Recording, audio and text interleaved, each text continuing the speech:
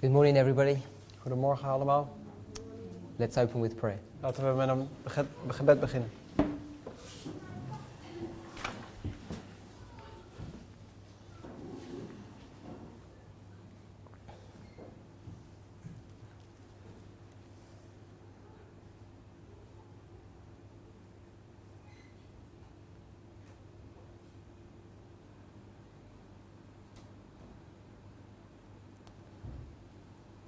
Amen. Amen. We've been speaking about the binding of, We hebben al een aantal keer over de samenbinding met elkaar gesproken. and we've been looking at the relationship between the Hazon and the Merer vision. We hebben al gezien de relatie die er is tussen het Chazon-gezicht en het Mareh-gezicht. And remember, the foundation of all of this understanding is Millerite history. Dat het fundament, hoe we van ons verstaan van deze zaken, ligt in de Millerite-geschiedenis. And I hope that we all understand En ik hoop dat we allemaal begrijpen that the 19th of April 1844 dat de 19e april 1844, was the first day of the first month. dat de eerste dag van de eerste maand was. So if you don't understand that, Als je dat niet begrijpt, then some of what I'm going to say won't make a lot of sense. dan zullen de dingen die ik nu ga zeggen misschien niet heel duidelijk zijn voor u. We know that there was a disappointment, We weten dat er een teleurstelling was and in the great controversy, in het grote conflict, beginning around page 391, rond pagina 391 in de Engelse editie, Ellen White's going to start making comment on that history. begint Sister White te schrijven over deze geschiedenis. And she's going to deal with two prophecies Ze handelt over twee profetieën that were a source of inspiration and comfort to the Millerites. die een bron van verlichting en een troost waren voor de Millerieten. I'm sure that many of you are aware of these. Ik ga ervan uit dat velen jullie daarvan bewust zijn.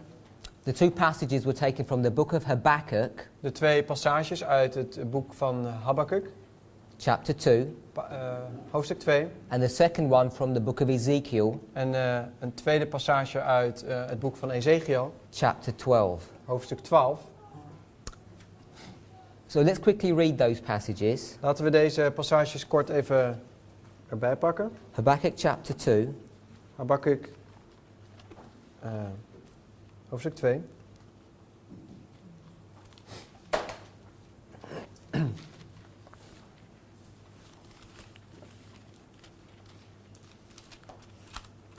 as you're turning to those passages, Als je deze paragraaf bekijkt, we want to understand that Habakkuk and Ezekiel, dan willen we verstaan dat Habakkuk en Ezekiel as literal prophets, als letterlijke profeten are ministering in different time periods.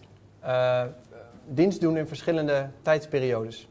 So Habakkuk Dus Habakkuk is ministering in the time period towards the back end of Manasseh, die doet dienst aan het einde van de regeerperiode van koning Manasse and coming into the reign of Josiah. en een overgangsperiode naar koning Josia. And Ezekiel, En Ezekiel he's ministering in the time period of the last three kings, doet dienst in de tijdsperiode van de laatste 3 koningen. when the children of Judah from Jerusalem have been taken captive. Toen de kinderen van Jeruzalem gevangen begonnen te worden genomen. So we've got two different prophets, We hebben 2 verschillende profeten, two different time periods, 2 verschillende tijdsperioden, but they're both focusing upon the same event. maar ze focussen zich allebei op dezelfde gebeurtenis. So we can just get some context of these two prophets and what they're dealing with. Zo, nu hebben we een klein beetje een context van waar de profeten gediend hebben, in welke tijd. And what they're both addressing is the destruction of Jerusalem. Maar beide beschrijven ze de aanstaande verwoesting van Jeruzalem. So I don't know if you can build a mental picture of what I've just described. Ik hoop dat je hier een verstandelijk plaatje bij kan creëren, wat ik net beschreven heb. Cast your minds back perhaps to the study yesterday evening, Misschien kan je terugdenken aan de studie van gistermiddag, where we have the 7 last kings of Judah. waar we de 7 laatste koningen van Juda hadden. So you have Manasseh, Ammon, Josiah. Waar heb je Manasse, Josiah en Ammon. So in that time period, that's where Habakkuk would be. In die tijdsperiode leefde Habakkuk. Then you have at the very end, En het verre einde Jehoiakim, Jehoiakin, and Zedekiah. heb je Joachim, Joachim en Zedekia. And that's where Ezekiel is. Dat zijn de 3 koningen onder de tijdsperiode van 3 koningen waar Ezekiel dienst deed. And they're both addressing the same focal point, the very end. En ze hebben beide als focuspunt het verre einde, de verwoesting van Jeruzalem. Habakkuk chapter 2, Habakkuk, hoofdstuk 2. we'll read verses 1 to 3. Laten we vers 1 tot en met 3 lezen. Ellen White's going to comment on verses 1 to 4.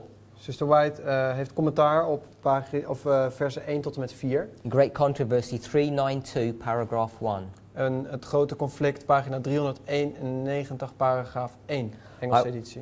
I will stand upon my watch and set me upon the tower, and I will watch to see what he shall say unto me, and what I shall answer when I am reproved. Ik stond op mijn wacht en ik stelde mij op de sterkte. Ik hield wacht om te zien wat hij in mij spreken zou en wat ik antwoorden zou op mijn bestraffing. And the Lord answered me and said, write the vision and make it plain upon tables, that he may run that readeth it.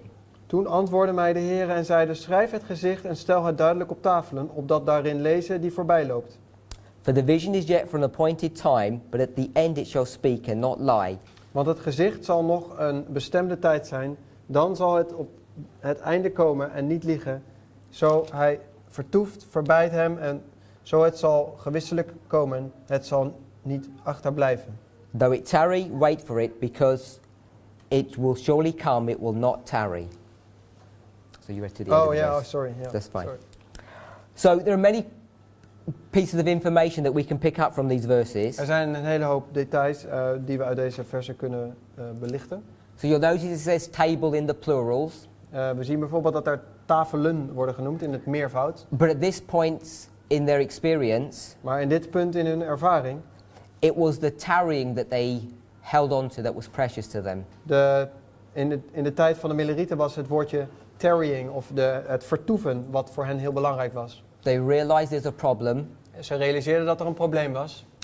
They understand that they're in this tarrying time. Ze realiseerden dat ze zich in de tarrying time of in de tijd van vertoeven begaven. Which they understand to be some kind of mistake. En zij dachten dat het een bepaalde vergissing was van hen. And then the rest of the verse, the end of the part of verse 3, it says, it will not tarry.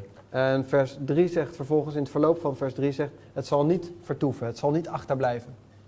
So one of the things I want us to observe, this is just, you can pick this up from the verse very easily. Wat ik jullie wil laten zien, en dit is heel eenvoudig uit dit vers te halen. Says the vision. Het gezicht. So if you check what the word is dealing with. Als je kijkt naar waar het woord over gaat. It's the Hazon vision. Dan zie je dat het Hazon gezicht is. So in verse 3. In vers 3. Says, for the Hazon vision is yet for an appointed time. Er staat, want het Hazon gezicht zal tot een bestemde tijd zijn. Now, you have to realize. Je moet je realiseren. That there are many things that are going on here. Dat er vele dingen zijn die hier aan de hand zijn. And there are a number of different ways to apply these verses. Dat er verschillende manieren zijn dat we deze versen kunnen toepassen. At least 3 possibilities. Minstens 3. There's one in the application that they're making here. Een toepassing die hier wordt gemaakt. There's one that the Millerites make application to. Er is de toepassing die de Millerieten maken. And there's one that we make application to. En er is een toepassing die wij maken. So when we think about that, als we daarover nadenken, it helps us to understand what's being discussed. Dan helpt dat ons verstaan wat er precies wordt beschreven. Now, if you ask most Adventists, als je de meeste Adventisten zou vragen, what's being addressed here? Waar gaat deze verse over?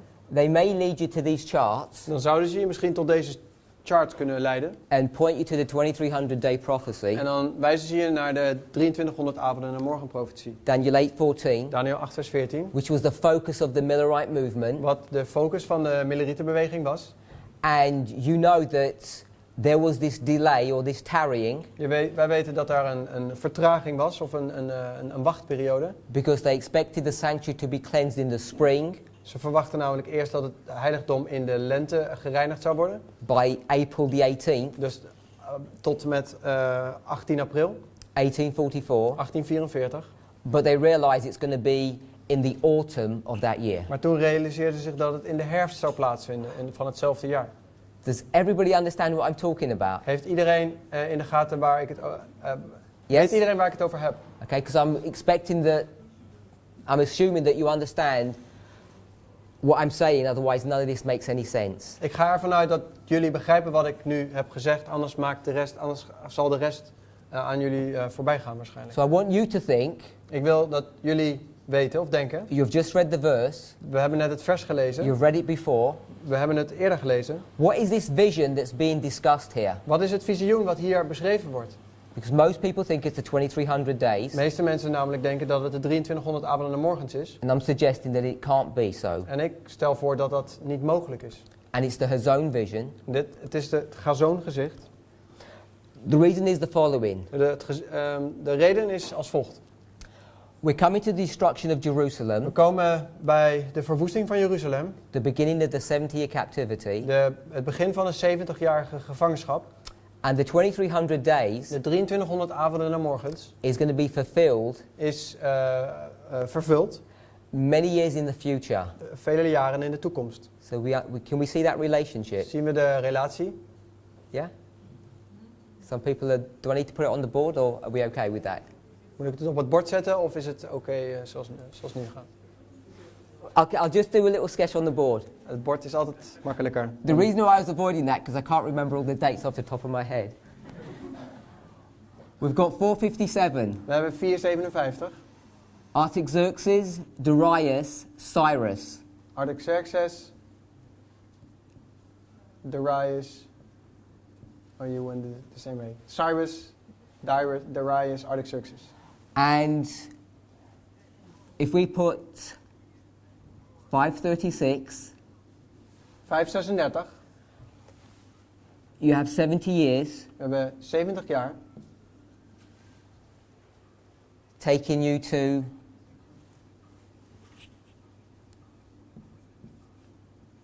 606. Brengt je terug tot 606 voor Christus. Now, if you were paying attention to Brother Marco's presentation, En als je een beetje aandacht hebt besteed aan de presentatie die broeder Marco heeft you'll gedaan, recognize we're a year adrift. dat we een jaartje van elkaar verschillen. So you have to deal with that issue, Daar heb je maar mee te handelen.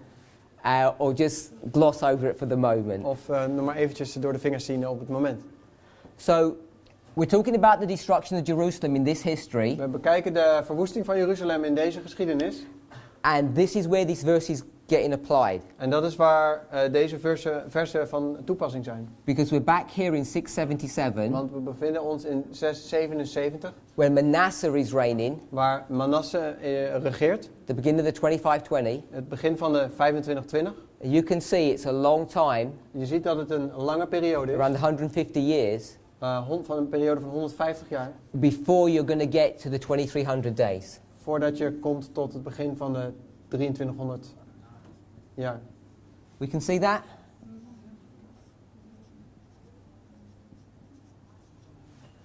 And just, if you understand what this means, there's 220 years between these two dates. Hier, het verschil tussen deze twee dagen, of deze data is 220 jaar.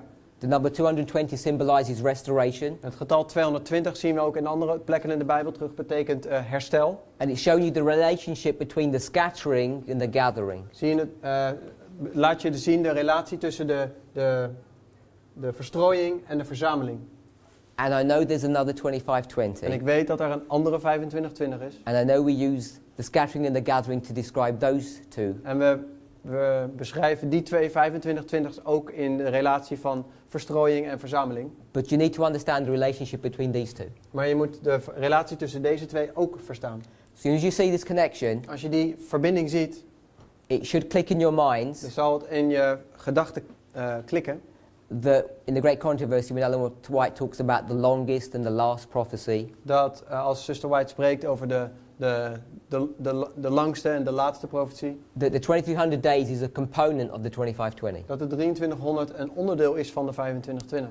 But the point I'm making here, Maar het punt wat ik maken wil, you have to apply Habakkuk chapter 2 dat je Habakkuk hoofdstuk 2 in this history here. plaatst in deze geschiedenis hier. So it's the vision. Het is het gezicht. If you've seen presentations on this subject before, Als je presentaties over dit onderwerp gezien hebt eerder, you'll know that we apply here the term earnest. dan weet je dat we de term eersteling op die waymark gebruikt hebben. Which means a deposit Wat betekent een aanbetaling or a type. of een type. And this is Manasseh. En dit betreft Manasse. So here's this type that's going to be coming upon Judah in 677. Dit is een type die komt op Gods volk in 677 voor Christus. He gets taken to Babylon, Manasse wordt naar Babylon gebracht. then he gets restored. Hij wordt hersteld.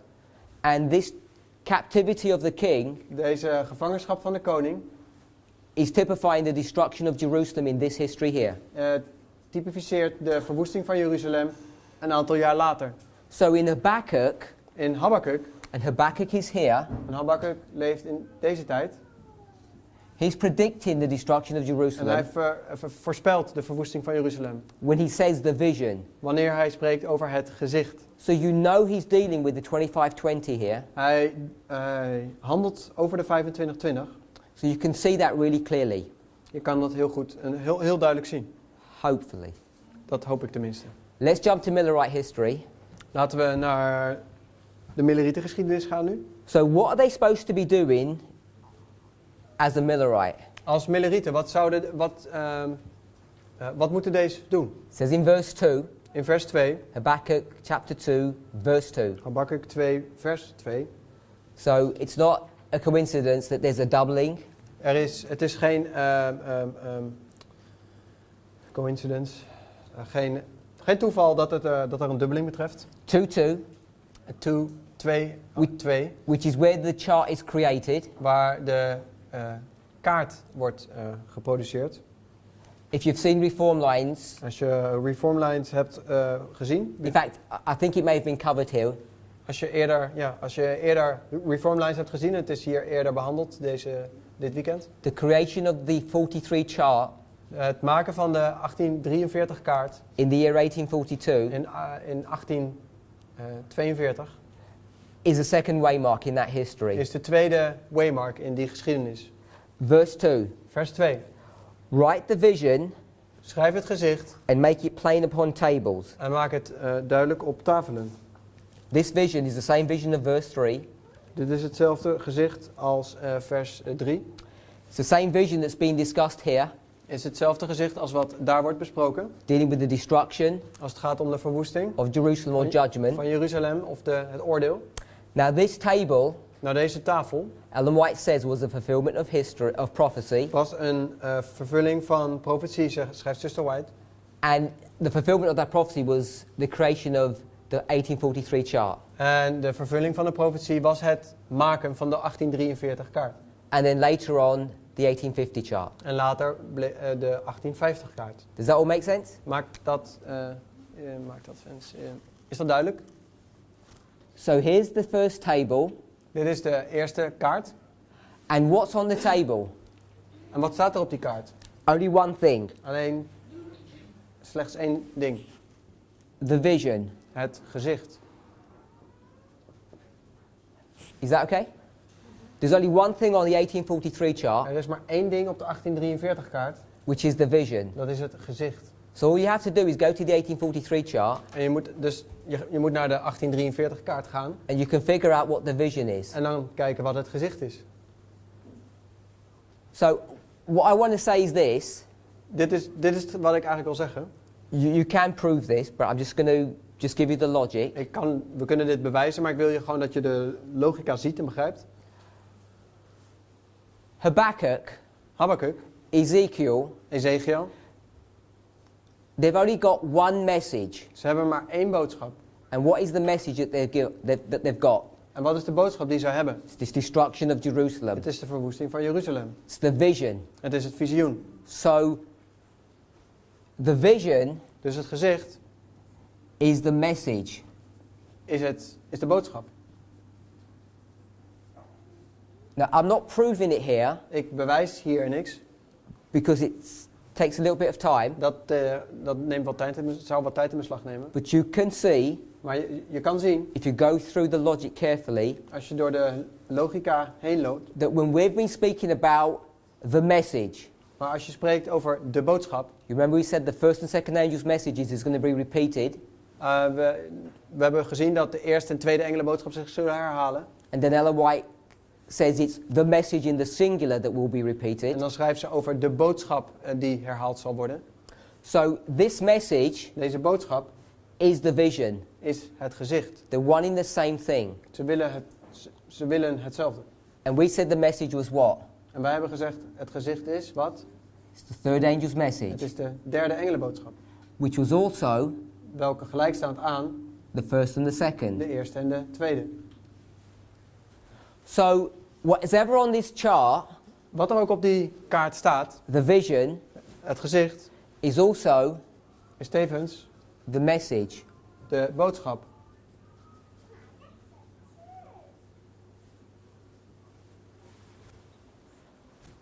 And if you go to the 1843 chart, En als je naar de 1843 kaart gaat,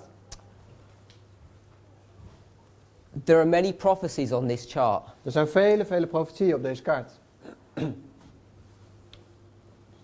But how many visions are there? Maar hoeveel gezichten According to zijn the passage, there's only one. Volgens de passage staat It maar says één. the vision in the definite article. It's only one vision. Het zegt gezicht, het is enkelvoud. And the easiest way to find out what the vision is Het makkelijkste om uit te vinden wat het gezicht is if you go to the left-hand column and you run all the way down, als je naar de linker bovenhoek kijkt en je loopt helemaal door naar beneden. and we'll do it a couple of different ways. En we kunnen het op verschillende manieren doen. But the vision starts at the top and ends all the way to the bottom. Het gezicht begint aan de bovenkant en loopt helemaal door naar de onderkant. And the Millerites were really careful when they put these charts together. De Millerieten waren zeer voorzichtig in het maken van deze, of nauwkeurig in het maken van deze kaarten. They start the chart at the right place Ze begonnen de kaart op precies goede hoogte, een goede plaats. and they end it at the right place. En ze eindigt op de juiste plek.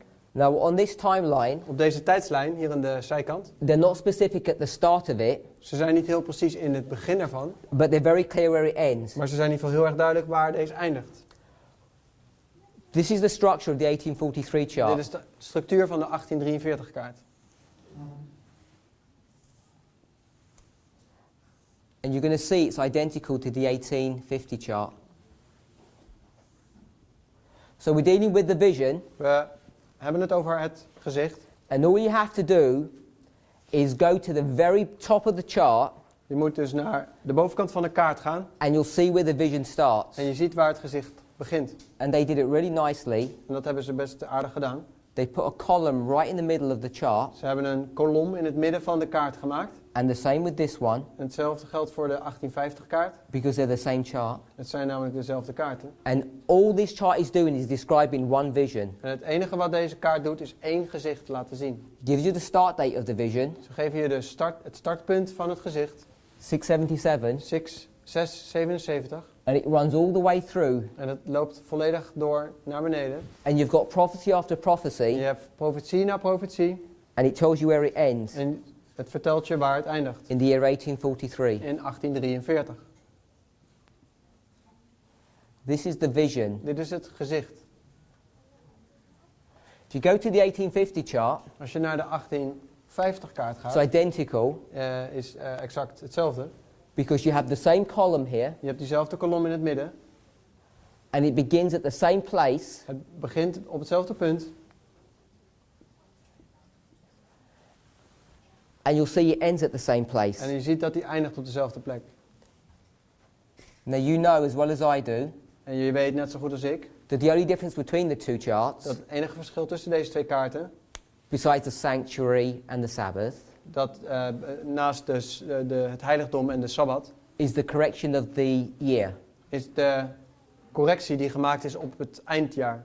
which is addressed in Habakkuk chapter 2. Wat ook beschreven staat in Habakkuk 2. And this is the vision. En dit is ook het visioen. So you can see straight away Je ziet hier duidelijk that the vision dat het gezicht is what? is, It's the het 25-20. is de 25-20. But we've just defined here that the vision is the message. Maar we hebben net gezien dat het visioen het gezicht is. And we clearly defined what the message was. En we hebben al duidelijk gemaakt wat de boodschap was. It's the first and second angel's Het messages. is de eerste en tweede engelenboodschap.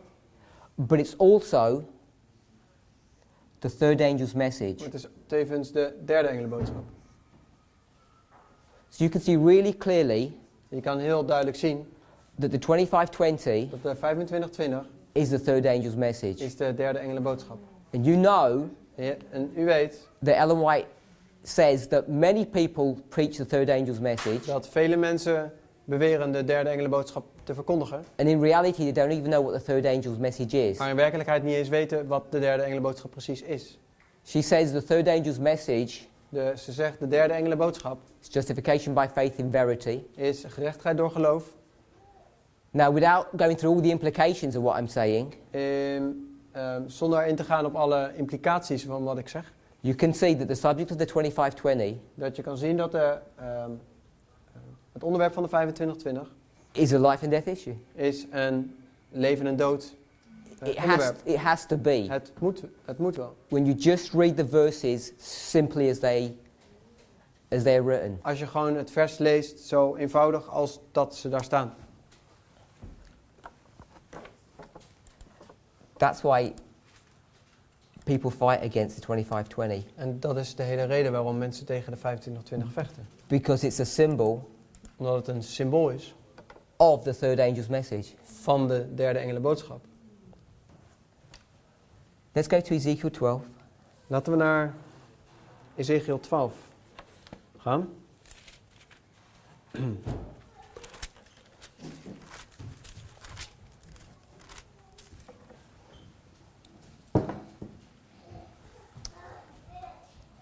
And we'll read from verses 21 to 23. We lezen versen 21 en tot en met 23.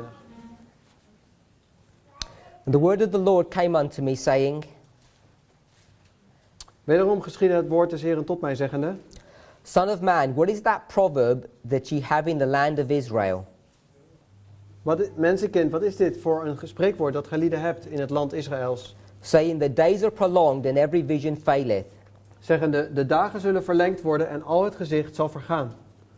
Tell them therefore, thus saith the Lord God, Daarom zegt allen, alzo zegt de Heere, Heere: I will make this proverb to cease, and they shall no more use it as a proverb in Israel. Ik zal dit spreekwoord doen ophouden, dat zij het niet meer ten spreekwoord gebruiken zullen in Israël. But say unto them, the days are at hand, and the effect of every vision. Het spreekt tot hen, de dagen zijn nabijgekomen en het woord van ieder gezicht.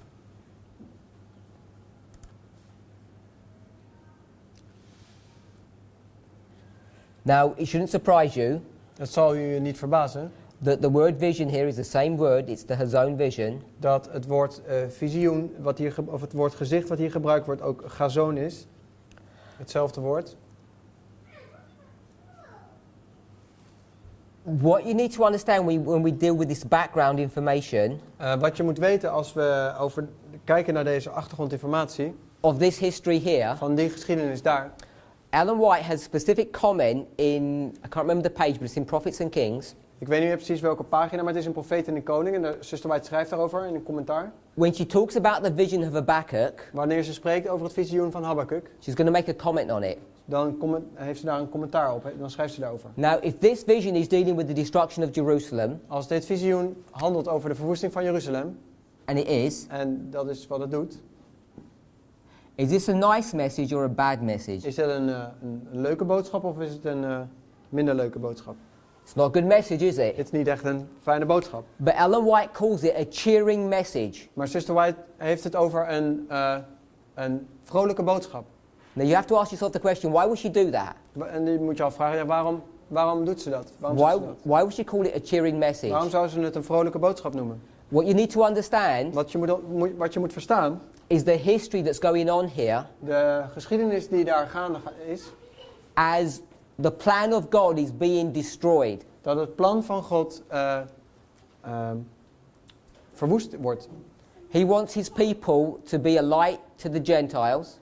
Hij wil dat zijn volk een licht wordt voor de heidenen. He can only do that when the 12 tribes are joined together Hij kan het alleen doen als de 12 stammen herenigd worden. and everything's been destroyed. En de rest, maar alles wordt verwoest. When I mean everything, En als ik zeg alles, I mean all of his plans, al zijn plannen bedoel ik daarmee. because 10 of them have already been wiped off.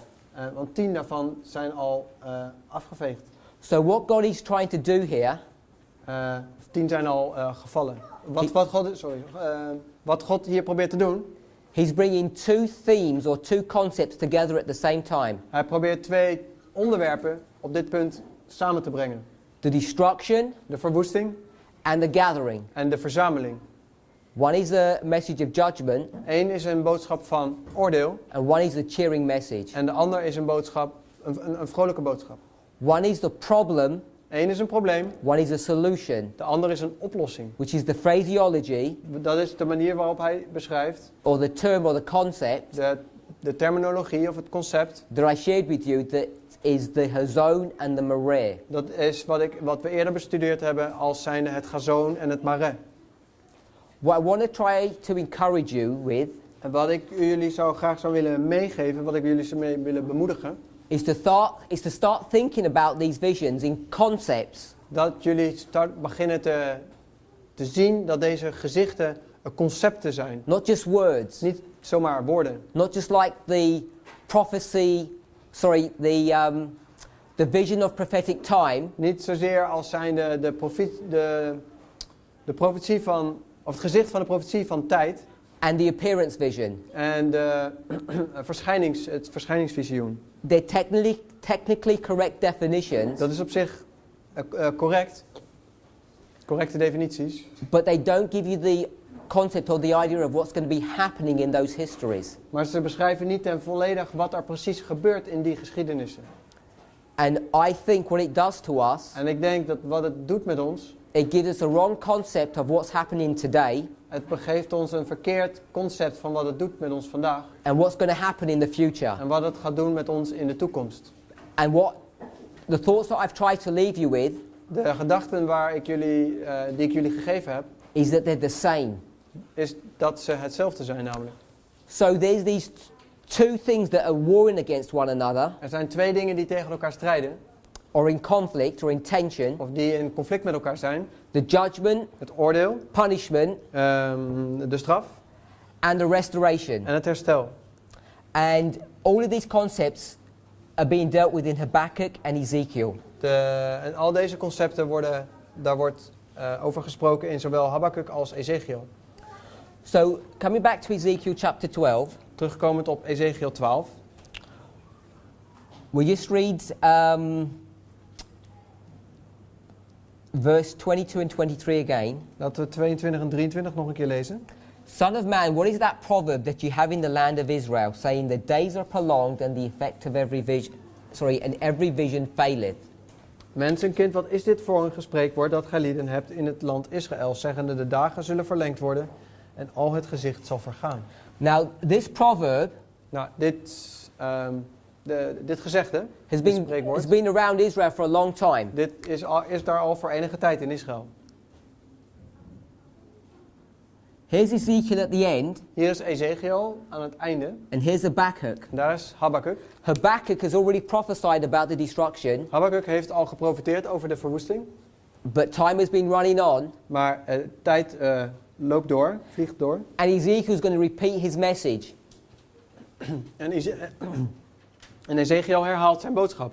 And no one's going to believe him En niemand gelooft hem. because they've got a proverb Want er is een spreekwoord gaande. that says all these visions, all these prophecies that you keep on giving, Want al die profetieën die jullie maar verkondigen, they never come to pass. die komen nooit tot een vervulling. The judgment doesn't happen, Het oordeel komt niet and the restoration doesn't happen. en het herstel komt ook niet. So they're all lies. Dus het zijn allemaal leugens. That's what's being discussed in Ezekiel 12 Dat is wat in Ezekiel 12 wordt besproken, specifically. specifiek. But he says now, Maar hij zegt nu, when he gives his message, wanneer hij zijn boodschap geeft, verse 23, vers 23, tell them therefore, daarom zeg tot hen, thus saith the Lord God, alzo zegt de Heere, I will make this proverb to cease. ik zal dit spreekwoord doen ophouden. This prolonging, Deze vertraging, this probationary time deze tijd van vertraging, is going to come to an deze end. tijd van genade, komt tot een einde. And when's it going to come to an end? En wanneer komt het tot een einde? It's going to come to an end in the ministry of Ezekiel. Er komt tot een einde in het dienstwerk van... Thank you. Thank you. So you know, Het komt tot een einde in het dienstwerk van Ezekiel. when the book of Ezekiel begins to be opened up, Dat we gaan zien, want als het boek van Ezekiel geopend wordt, this prolonging of the vision is going to cease. dat het vertragen van het gezicht ophoudt. And if you've been watching recent presentations, En als je hebt gezien naar de presentaties, you'll know that the book of Ezekiel is now being opened up. dat het boek van Ezekiel zich opent op dit moment. And for a long time now, En voor een lange tijd al, we've already understood that in Ezekiel chapter 1, dat in Ezekiel hoofdstuk 1, maybe we should quickly turn there, we're in chapter 12, turn to chapter 1. terug naar hoofdstuk 1 van Ezekiel. Ezekiel 1:1. Now it came to pass in the 30th year, in the 4th month, in the 5th day of the month, as I was among the captives of the river Chebar, that the heavens were opened, and I saw visions of God. En in het 30ste jaar, in de 4e maand, op de 5e derzelfde maand, als ik in het midden der weggevoerden was bij de rivier Gebar, dat zo geschiedde het dat de hemelen werden geopend en ik gezichten Gods zag. Now, if you've been up to speed with things, you know that the visions that's being discussed here Als u een beetje op de hoogte bent van de laatste ontwikkelingen, dan weet u dat het gezicht waarover gesproken wordt hier, is the Marah vision, is het Mara-gezicht. what we might call the experience Wat vision. wij wel noemen het gezicht van de ervaring. And it's on the 5th day of the 4th month, which is midnight. En het wordt hier gegeven aan Ezekiel op de vierde dag van de in de vijfde dag van de vierde maand. Sorry. So that's been opened up for a long time now. Dit is inmiddels al een lange tijd aan de oppervlakte gekomen voor ons. And just at a superficial level, En op een hele oppervlakkige manier. if you draw in chapter 12 En into this history, als je hoofdstuk 12 in deze geschiedenis neemt, you should know that the effect of every vision dan moet je weten dat het effect van ieder gezicht is no longer going to be prolonged. zal niet langer vertraagd worden. The Lord's going to make the proverb to stop. God zal ervoor zorgen dat dat gezegde zal stoppen. The days are at hand, De dagen zijn op handen and the effect of every vision. en het effect van ieder gezicht. Now you know we use this phraseology Wij weten dat we deze terminologie al een tijd gebruiken, in Ezekiel 12 vanuit Ezekiel 12, as a second witness, if you like, als een tweede getuige, to the concept of line upon line methodology. als een concept als een tweede getuige voor de regel op regel, line upon line methodologie. The word effect, Het woord effect Ezekiel 12:23, in Ezekiel 12 vers 23 means fulfillment. betekent vervulling. So the fulfillment of every vision Dus de vervulling van elk gezicht is at hand, is aanstaande or here. of is hier. Ja? Now, we use that concept We gebruiken dit concept to say that we take all the different stories and parables from the scriptures en betekent dat alle gezichten en gelijkenissen vanuit de geschriften and bring them into our own history from 9/11 to the Sunday law. en we pakken die en we brengen die in onze geschiedenis van 9/11 tot de zondagswet. But it's probably time Maar het is waarschijnlijk tijd that we should perhaps be a bit more precise about that, dat we daar misschien iets meer preciezer in moeten gaan worden. especially as the binding off period is now being opened up to us. En met name als het nu gaat om de periode van de samenbinding die nu geopend wordt voor ons. So in the past, when we would say Dus in het verleden, als we zeiden that the effect of every vision dat het effect van ieder gezicht was from 9/11 to the Sunday law, van 9/11 tot de zondagswet was, but we want to think about our own history, dan zouden we niet over onze eigen geschiedenis spreken. and we would say this is the vision. Dan zeggen we dit is het visioen. And when we say the effect of every vision, Dan zeggen we het effect, en als we zeggen het effect van ieder gezicht, remember every vision is the same vision, ieder gezicht is hetzelfde gezicht. because it's the everlasting Want gospel. het is het eeuwige evangelie. So either the first or second angel's messages, Maar de wat? either the first or second angel's messages, Het maakt niet uit, de eerste of de tweede engelenboodschap, or the third angel's message. of de derde engelenboodschap. So we know this is the first and second De eerste en de tweede and the third angel's message. en de derde. What throws people sometimes here, Wat sommige mensen what confuses people, in de war brengt soms, is jumping in and out of these messages. dat het in en uit, jumping in en Coming in and out, het thinking about them in two different ways. oké, wat sommige mensen soms lastig vinden is dat over die boodschap op verschillende manieren wordt gesproken. Our message is the third angel's message. Onze boodschap is de derde engelenboodschap. So we can show that Dat kunnen we laten zien if we were to do this. als we het op deze manier doen. 1798, 1798, 1844, 1844 the first is de eerste and the en second de tweede engelenboodschap and the third. en de derde. The third has been running through history. En de derde loopt al door de geschiedenis It's Revelation 14, van Openbaring 14 and it's going to be empowered en het wordt bekrachtigd when the angel of Revelation 18 comes down. wanneer de engel van Openbaring 18 neerdaalt. So here it's running through history, Hier loopt het door de geschiedenis and when these two angels collide, en wanneer die twee engels samenkomen this is Revelation 18, vanuit de Openbaring 18, this is the empowerment of the third angel. dan is dat de bekrachtiging van de derde engelenboodschap. Because we would call this the arrival, Dit noemen we de aankomst van de derde engel. and we'd call this the empowerment. En dit noemen we dan de bekrachtiging van die derde engelenboodschap. But hidden in that dot Maar verborgen in die zwarte punt is all of our history that we're living through now. is de geschiedenis waarin we ons nu bevinden. Because it contains the first, second and third messages in that. Want het bevat de eerste, tweede en derde engelenboodschap. So you have to be able to conceptualize Dus je moet je visueel kunnen maken enigszins. that the message Dat de boodschap, is either the first and second, dat de eerste en de tweede or the is, third, of de derde, or both. of beide. All of them combined. Of allemaal bij elkaar. Because our message is the empowerment of the third. Onze boodschap is de bekrachtiging van de derde. But as you look into that empowerment, Maar als je in die bekrachtiging zelf kijkt, it's going to be in 3 steps. dan zal dat in 3 stappen gebeuren. First, second and third. De eerste, tweede en de derde. We're familiar with that?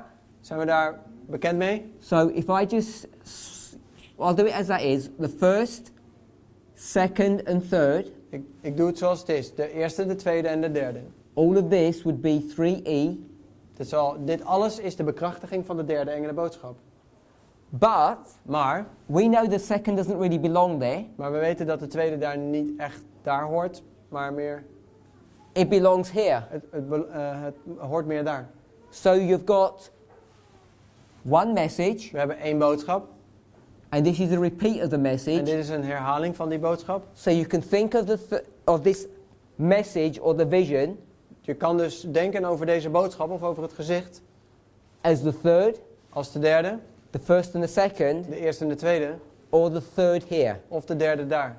Because this third here Deze derde hier, is 1, 1, 2, 2, 3. 3. Dus de derde engel, de bekrachtiging van de derde is de eerste, de tweede en de derde. Now you might not get that as I'm just talking about it now, Misschien vat je dit niet als ik er nu zo over spreek, but you need to be able to break these thoughts down. maar je moet uiteindelijk in staat kunnen zijn om dit te kunnen zien. And the reason is En de reden is, because if I just change that slightly als ik dat nu lichtelijk aanpas and we do this, en we doen dit and we'll bring it into our history now. en we brengen het in onze geschiedenis 9/11, van 9/11, midnight cry, Midnight Cry, binding off, de middernachtelijke roep. the first, second and third, Dus de samenbindingsperiode en dan heb je de eerste, de tweede en de derde. then what we can see, Dan zien we, if you've been following through the presentation, als je de presentaties een beetje gevolgd hebt, whatever's going to happen here wat er dan ook gebeurt, has already happened. heeft al eerder plaatsgevonden. The truths that we'll know here De waarheden die we daar zullen leren, are the same truths. zijn dezelfde waarheden. There's no difference between them. Er is geen verschil. That's what I want us to go away with. Dat is waar dat bij ons weggenomen moet worden. And I've tried to lay out the logic for that En ik heb geprobeerd die logica neer te leggen in different ways. op verschillende manieren. We went through that secular route. We hebben de seculiere manier gedaan. The 1909 General Conference De session. 1909 generale conferentiesessie. We've just gone through the 2520. We zijn net door de 2520 gelopen. We've just gone through Habakkuk, We zijn net door Habakkuk gegaan. Ezekiel, and connecting the vision with the message. En het gezicht verbonden met de boodschap. We didn't have time to read the Spirit of Prophecy passages that talks about this history. We hebben geen tijd genomen om die geschiedenis te lezen vanuit de geest der profetie. Where in essence, Maar in essentie, she says, speaking about Habakkuk, sprekend over Habakkuk, her own vision, which is the destruction of Jerusalem, schrijft zuster White dat de zo'n gezicht, wat de verwoesting van Jeruzalem betreft, is a cheering message. is een vrolijke boodschap. So over and over again you can see, Keer op keer kunnen we zien, I'm hoping you can see, ik hoop tenminste dat we dat zien, that there is no difference between them. dat er geen verschil is tussen beiden. Even though Ook al we do mark differences in characteristics. zien we verschillen tussen beiden. The vision of prophetic time and the appearance vision. Er zijn bepaalde karakteristieken die anders zijn. Het gezicht van een bepaalde tijd en een gezicht van de verschijning van Christus. But in both histories, Maar in beide geschiedenissen you see characteristics of both themes. zie je karakteristieken van beide thema's. Because we've certainly got the rise and fall of nations in here. We zien daar zeker de opkomst en val van naties daar. And we know that the foolish virgins are going to be bound up and destroyed, punished here. En we weten dat de dwaze maagden daar samengebonden zullen worden en gestraft. And you know that we're having visions of Christ here. En we weten dat we daar ook visioenen van Christus hebben. So it's just one continuum. Dus het is één continu hetzelfde. So what I want us to see, Wat ik wil dat we met z'n allen zien. what might be special about this experience compared to this experience? Wat zo speciaal is in vergelijking met bij de derde ervaring, in vergelijking met die daarvoor. So let's take an example. Laten we een voorbeeld nemen.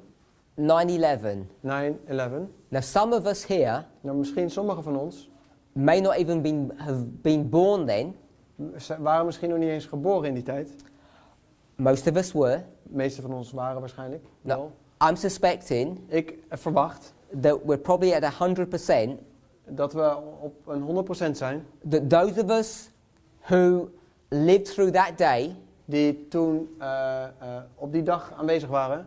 who saw what was happening. Die hebben gezien wat daar gebeurde. Okay, so what I want to call that is an experience. Dat wil ik een ervaring noemen. So we'll just say that we all experienced it. We hebben het allemaal ervaren. Either by looking back Maar zelfs door terug te kijken or by living there on that very day. of op de dag zelf aanwezig te zijn. Let's take the class who were alive and were there and saw what happened on the very day. Laten we de klasse nemen laten we de groep nemen die op die dag specifiek aanwezig was en dat toen ter plekke ervaren heeft. And they were Christians. En zij waren christenen. What I mean by that you had a walk with God. Dat bedoel ik mee, dan had je een wandel met God. What was your experience on that day? Wat was je ervaring op die dag? I'm going to suggest, Ik stel voor, if it was like mine, als het zoals die van mij was, it was something like this. dan was het waarschijnlijk zoiets als dit. That's really bad. Dat is verschrikkelijk.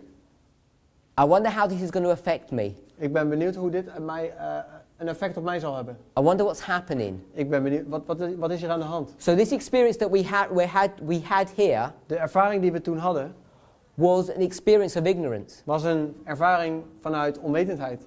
And so it wasn't a prophetic Het experience. was geen profetische ervaring. We didn't understand what it really meant. We hadden geen idee wat het werkelijk betekende.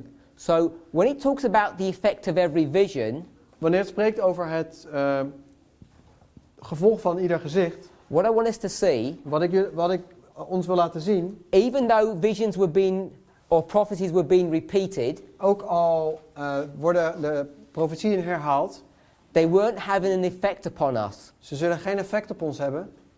They were being brought into prophetic history, Ze worden in de profetische geschiedenis gebracht, but they didn't have an impact on us. maar ze hadden geen effect op ons. And many of us En velen van ons have looked in the past, hebben in het verleden gekeken. so we're here, Wij zijn hier, looking back, we kijken terug and we understand the significance of it, en we verstaan de significantie hiervan. but it never affected us at the time. Maar het heeft ons nooit op het specifieke moment geraakt. Now, you can go right back up to 1989, We kunnen teruggaan naar 1989 and it would be the same. en hetzelfde verhaal. If you were on the Berlin Wall Als je op de Berlijnse muur was, with the sledgehammer, met een hamer in je hand, smashing it, kapot beuken. I doubt if that person realized En ik betwijfel of die persoon zich realiseerde what they were doing or what that meant. wat ze werkelijk aan het doen waren, wat dat betekende. They just looked at the literal, Ze keken naar het letterlijke. little understanding the prophetic or symbolic. Een letterlijke verstaan en niet het symbolische of de profetische betekenis ervan. So when we think about the effect of every vision, Wanneer we kijken naar het effect van ieder gezicht, we're not experiencing the effect of every vision. dan ervaren we die effecten van die gezichten niet direct. And the difference between this time period where we've got the hazon Het verschil tussen het gazoon en and the mareh de maré, is that we will begin to experience zullen we beginnen te ervaren the effect of every vision de effecten van ieder gezicht in this history in here. die periode daar. Now we talk about seeing Christ Nou, we spraken over het zien van Christus and being prostrated to our knees en op onze knieën gebracht te worden, because of his glory, want vanwege zijn heerlijkheid. and I'm not denying that truth. En ik ontken die waarheid zeker niet. But like Job, Maar zoals Job, when you experience wanneer je ervaart the effect de effecten of every punishment van iedere straf or a complete punishment of een complete straf, that's all going to come at once, die in één keer komt, which will be the effect wat het effect of het gevolg is of all of those visions or histories, van al die gezichten of geschiedenissen. and they start hitting you one after another, En ze komen keer op de een volgend op de ander raken je. here at the Mareh vision, Hier, daar, het Mareh gezicht. it will just bring you to your knees Het zal je op je knieën brengen. and prostrate you. En op je knieën brengen. And I'll use the symbology, it's just going to crush you. En het zal je kapot maken, slopen, vernederen. When you begin to experience for real Als je werkelijk begint te begrijpen en te ervaren. 1989, 1989, 9/11, 9/11. and you can go back into every single En history. je kan vervolgens in elke geschiedenis gaan. When they put you to a post and they start whipping you. Als je dan vervolgens op een punt komt waar ze je beginnen te slaan. When you're in the Garden of Gethsemane. Wanneer je in Gethsemane bent. And the sin start pressing upon you. En de zonde begint op je te drukken. When you start really experiencing those things. Als je die dingen begint te ervaren. They're going to crush you and you're going to be prostrated to the ground. Die zullen op je drukken en je zal op je knieën vernederd worden. So part of the thing that's going to be going on in the Maré vision. Als je in het Maré gezicht aanwezig bent. Compared to our own history. In vergelijking met onze geschiedenis. Is that none of us. Niemand van ons. Have experienced pain. Heeft werkelijk pijn ervaren. Prophetic pain. Profetische pijn. We've all suffered. We've all got some bodily injury or something. Ja, we lijden allemaal als het gaat om lichamelijke klachten. But we haven't experienced the prophetic pain. Maar we hebben de profetische pijn nog nooit gevoeld. Because most of us haven't even understood them well enough. Want de meeste van ons hebben hem eigenlijk nog nooit juist verstaan. Some of us were young. Sommigen van ons waren jong. Some of us have experienced some. Sommigen hebben enige ervaring daarin. Have been disfellowshipped over this message. Sommigen zijn uit de kerk gezet vanwege deze boodschap. And that was pain. En dat was pijnlijk. Prophetic pain. Dat is profetische pijn. Because you know why it's happening. Weet je waarom het gebeurt? And you stand in your ground. En je staat vast. But that's only a small portion of the pain that you're going to receive. Maar dat is maar een kleine portie, een klein gedeelte van de pijn die we zullen voelen. So if you were to ask me, dus als u het mij zou vragen, what's the difference then between the Hazon and the Maré? Wat is dan het verschil tussen het Hazon en het Maré? Besides what I've already discussed in the previous presentations. Naast van wat ik al eerder heb vermeld of in de presentaties. The big difference is. Het grote verschil is. That you're going to experience. Dat je zult ervaren. Not just two-way marks of pain. Niet twee wegmarkeringen van pijn. But you're going to go back into the time of Christ. Je zult terugkeren in de tijd van Christus. And we're going to experience every single one of those waymarks. En je zult al die verschillende waymarks gaan ervaren. We're going to go back to the story of Job. Je zult terugkeren tot het verhaal van Job. And when everything is stripped from you. En wanneer alles is afgenomen van je. When you lose your children and your property and your spouse. Wanneer je je kinderen, je eigendommen en je vrouw verliest. You're going to be on the ground. Dan zul je op de grond liggen. Because you're going to experience things. Je zult dingen ervaren. And not only are you going to experience them. Je zult ze niet alleen ervaren. You're going to know why they're happening. Maar je zult begrijpen waarom ze gebeuren. And that's what's going to make all the difference. En dat is hetgeen wat het verschil zal maken. That's why you have to know. Dat is waarom we nu moeten weten. All of these things beforehand here. Waarom we ze nu van tevoren moeten weten voordat ze zo meteen gebeuren. Because when those things start hitting. Want wanneer straks die dingen staan te gebeuren. You've got choices to make. Dan heb je keuzes te maken. And if you don't understand. En als je ze niet verstaat. That these are the effects of every vision. Dat de effecten van ieder gezicht en visioen zijn. You're going to make the wrong choices. Dan zul je de verkeerde keuzes gaan maken. Now all of us. Iedereen van ons. Can sit here. Kan hier zitten. Knowing. Dit wetende. All of this intellectually. Dit allemaal intellectueel te weten. And that's the deception. En dat is de grootste misleiding. Because you think. Want u weet. When the time of trouble comes. Wanneer de tijd van verdrukking komt. At midnight. Op middernacht. You're going to know all the answers. Dan moet je alle antwoorden hebben. I'll give you a little example. I'll give a little example. No, we have all the answers. Oh, we haven't. What did you? If you don't have. At midnight. You said at midnight. I can't remember. Oh, sorry. We gonna have all the answers. Okay. Okay. That's what I said. Okay. I'm sorry. Most of us here, we all should be medical missionaries. Meeste van ons, wij zouden medische missionarissen moeten zijn. And if your brother or sister is ill. En als uw broeder of zuster ziek is. They're medical missionaries as well. Zij zijn medische missionarissen. Zij zijn tevens medische missionarissen. So why do you give advice to people? Dus waarom geven we dan adviezen aan mensen? It's because. Het is hierom. When you get into a time of trouble. Wanneer wij in een tijd van verdrukking komen. you forget everything. dan vergeet je alles. All the information that you already know Alle informatie die je eigenlijk al weet, is of no use. die is ineens verdwenen. You will know that you should take garlic. Je weet dat je knoflook moet nemen. Why is your friend telling you, En waarom vertelt je vriend dan? you've got a cold, have some garlic? Je bent verkouden, neem wat knoflook. In fact, they're going to offer to make it for you. En ze bieden zelfs aan het je te maken. Because in the time of trouble, you become incapable of helping yourself. En in de tijd van verdrukking ben je niet in staat jezelf te helpen. So intellectual knowledge today Dus intellectuele kennis op dit moment isn't going to help you in the binding off. zal je in de samenbindingsperiode niet helpen. We're all going to go through this pain, We zullen allemaal door die pijn moeten gaan. and there's going to be no one En to help pull us out. er is niemand die ons op dat moment kan komen helpen om ons daaruit te halen. And the only thing that you're going to be able to do, En de enige manier om dat te kunnen doen, which is what the only thing Job could do, en het is het enige wat Job kon doen, is look at the experience that they had is kijken naar de geschiedenis die ze hadden. at all the prophecy schools that they went to, En naar alle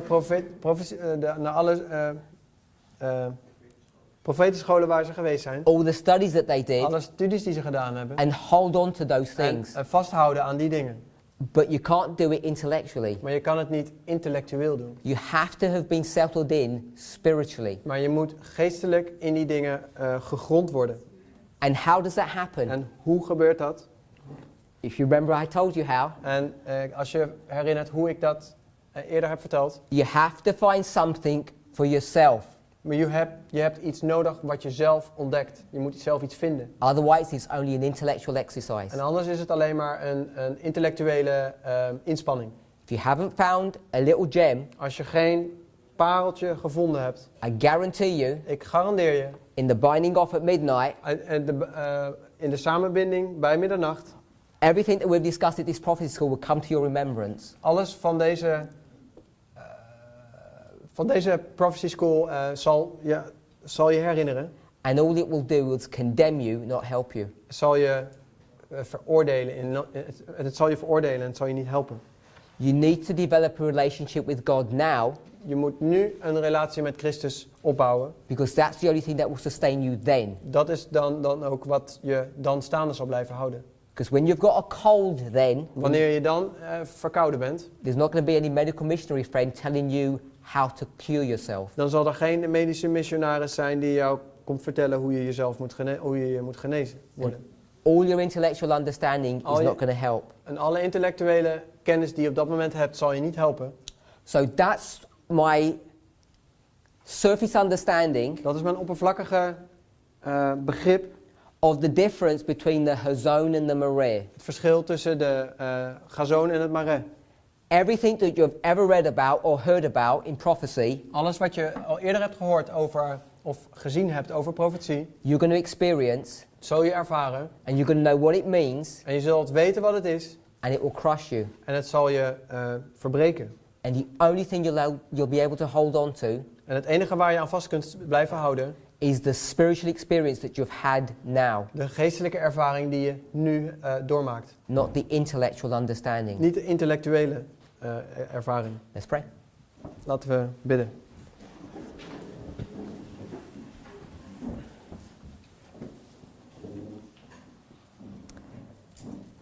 Heavenly Father, Hemelse Vader, we thank you for your goodness we zijn u dankbaar voor uw goedheid and your mercy towards your en uw people. genade voor uw volk.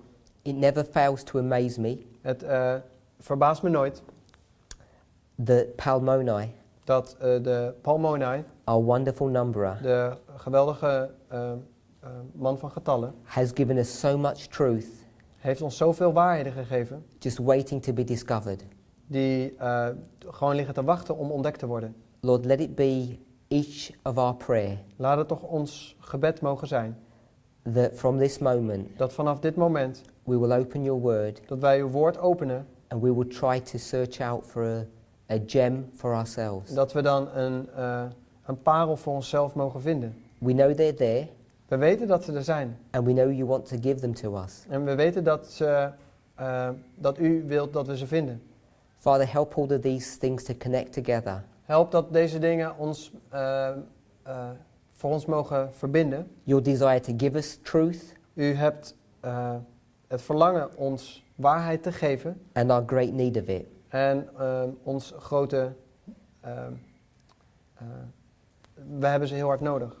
Is our prayer in the name of Jesus. Dit is ons gebed in Jezus Christus' naam. Amen. Amen.